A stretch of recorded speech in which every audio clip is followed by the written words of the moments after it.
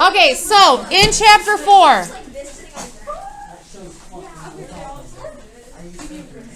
Okay, ready? In chapter 4, we solved systems by graphing, we solved systems using substitution, and we solved systems using elimination. So we're going to start out by reviewing how to solve systems using graphing. So the good news is that your exam is all multiple choice. So you will not actually have to graph, but you're going to have to be able to look at graphs and figure out which one is right. So these are examples of 3 different types of systems. A system of equations is when you have 2 y equals equations, and then when you graph them, you get lines.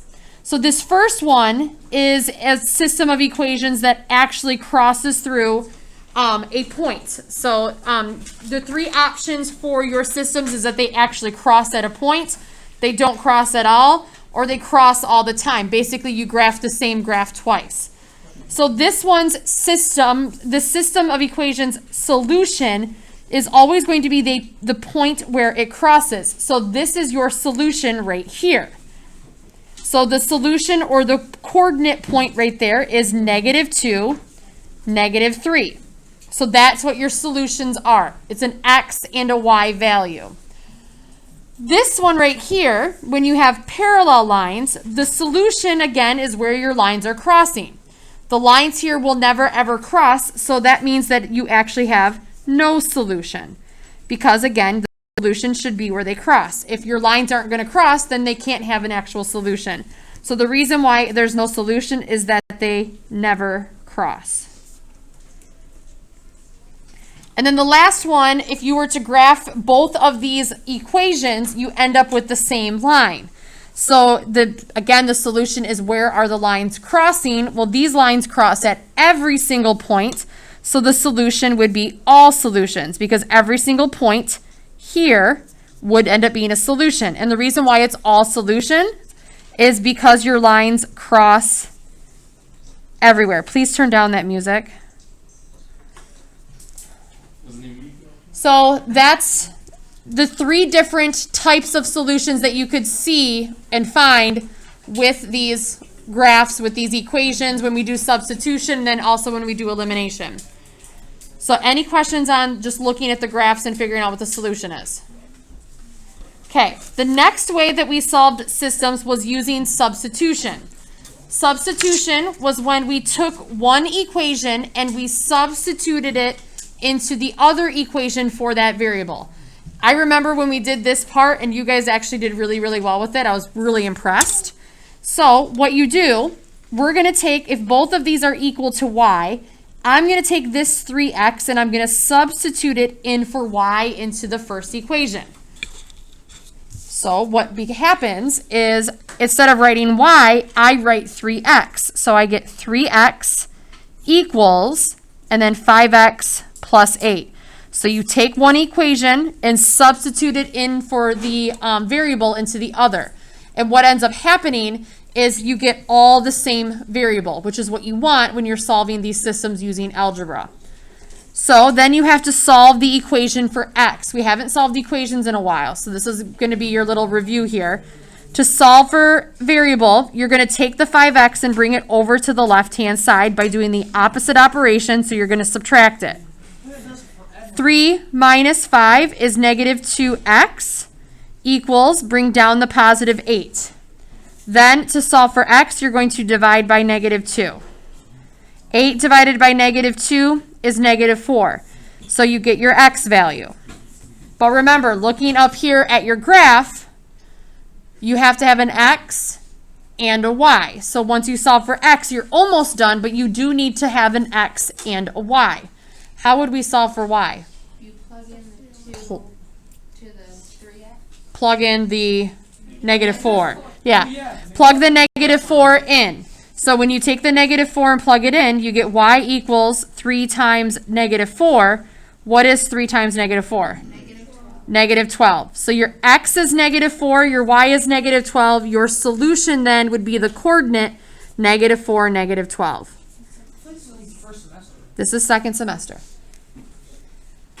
It was back in February. It was a while ago. That's why I wanted to go over this now, because it's the oldest. The other stuff should be a little bit fresher in your brain. Okay, for B, same thing. You're going to take one of the equations is already solved for y. So we're going to take the 2x minus 4 and substitute it into the top equation for y. So we actually take that y out and we put the 2x minus 4 in. So the top equation now becomes 8x minus 2. Don't write the y. Instead of y, we're going to write 2x minus 4 equals 4. So we took the y out and substituted 2x minus 4 in. And now we need to solve the equation. So what do we need to do first to solve this equation? Distribute. You've got parentheses. We need to distribute the negative 2 to the inside of the parentheses. Bring down the 8x. Negative 2 times 2x is negative 4x. Negative 2 times a negative 4 is a positive 8. That equals 4. Then what would you do? Combine like terms. Combine the 8 and the negative 4. 8x's minus 4x's. That's with your polynomial stuff that we did. Combine like terms. You just add or subtract the numbers out in front. 8 minus 4 is 4x plus 8 equals 4. And now you just have a two-step equation to solve. Minus 8. 4x equals negative 4. Divide by 4. And again, you get x equal negative 1, which is great, but that's not all you're looking for. So now you need to plug it back in. The bottom equation is already solved for y, so I would plug it back in right there for x. So you get y equals 2 times negative 1 minus 4. 2 times negative 1 is negative 2. Negative 2 minus 4 is negative 6. So you have a solution of negative 1, negative 6. So that's how you solve systems using substitution. I didn't want to give a million of them to do because you do the same thing every single time. Yes, Connor? For the one you just did, Yep. where it says, so you went from, you subtracted the 8, isn't that a negative 4x plus 8, and then you subtracted 8 from that? I did 8 minus 4 is 4. Okay. I subtracted the 8 because the negative 2 times the negative 4 is a positive 8. That's why I brought it over. I just got messed up. Okay, yeah, there's a lot of 8s and 4s going on in that problem, right? Okay, any other questions on solving systems using substitution? Okay, elimination was the one that you guys liked the most. Elimination is where you go back to elementary school and you add or subtract vertically. So what you always had to do for these ones, that we had some steps I think that we wrote out in your notes. I'm sure that you all have those still. But when we wrote out the steps, you had to get one of your variables to match up. Like the numbers out in front had to either be the same number with the same sign or the same number with opposite signs. And if you look here, your y's technically match up. We've got 1s going on. So if your y's match up, then we drew the line underneath and we had to figure out if we needed to add or subtract vertically to get them to eliminate, because this is using elimination. So if I have a negative 1 and a positive 1, do I add or subtract negative 1 and 1 to get it to 0? Add. So we are going to add vertically. So when we add, we do 4 plus negative 2 is 2x. Negative 1 plus 1 is 0. That's why we're adding. Bring down your equals. Negative 1 plus 9 is 8. So we have 2x equals 8. So to solve for x, divide both sides by 2, and you get x equals 4. Easy peasy lemon squeezy, which is great. That's not all you have to do. You have to solve for y as well. So for these ones, you can pick and choose which one you plug it into. You can either plug it into the top or you can plug it into the bottom. Which one do you want to plug it into? Top or bottom? Bottom. So we're going to take the 4 and plug it in for x into the bottom equation. So we have negative 2 times 4 plus y equals 9. Negative 2 times 4 is negative 8. So to bring the negative 8 over, you're going to add 8. So you get y equals 17. So the solution to the system is 4, comma, 17. Yeah. So questions like this, when they're on the test, will we have to show our work of how we got our multiple choice question? I'm going to be looking for some work, yes. All right, for B. Yeah. Yes. So, again, you're still using elimination.